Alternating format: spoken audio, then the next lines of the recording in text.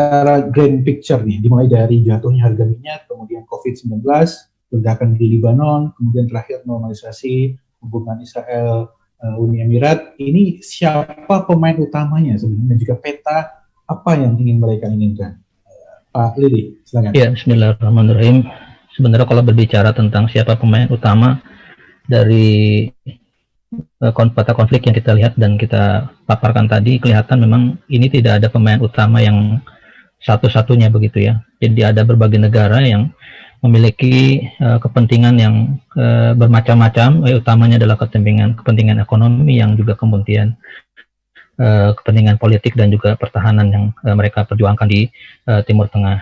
Jadi memang sejak dulunya kita lihat dari Perang Dunia Pertama, ini adalah negara Timur Tengah pada awalnya berurusan karena ada fase-fase terakhir Khilafah Utsmaniyah yang berhadapan dengan Rusia.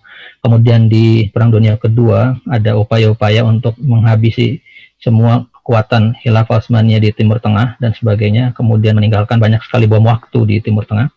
Kemudian ditemukannya kilang minyak di berbagai tempat di Timur Tengah, jadi memperkuat kepentingan berbanyak negara untuk bisa menguasai daerah itu. Ada lautnya, kemudian ada selatnya, dan kemudian juga kepentingan ekonomi yang harus dikuasai di berbagai negara-negara Arab ya.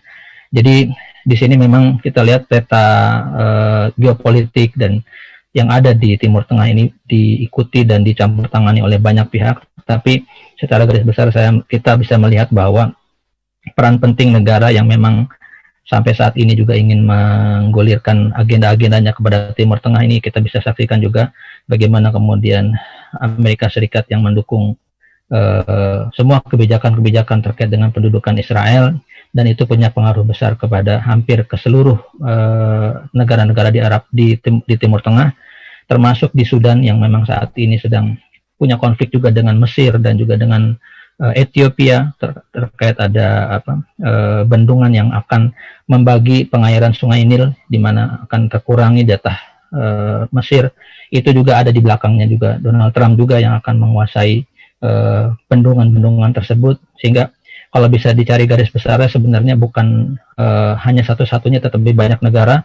Meskipun demikian sebenarnya Amerika ini bermain di sini dan ikut di sana nanti tantangan-tantangan baik Amerika melawan kekuatan Cina-nya dengan tadi disampaikan oleh Dr. Sukamta, atau juga ada ideologi-ideologi antara Sunni dengan Syiah yang juga kemudian diangkat dalam kepentingan ideologi yang ada di Timur Tengah, sehingga ini memang kita nggak bisa menarik satu kesimpulan utama dari siapa yang bermain, tetapi yang paling dominan kita bisa melihat sebenarnya Amerika yang kemudian banyak masuk ke wilayah Timur Tengah dan bermain untuk kepentingan Zionis Israel yang termasuk menyetujui deal of the century yang memang saat sekarang sedang banyak diisukan akan diterapkan setelah memperoleh dukungan dari Uni Emirat Arab begitu.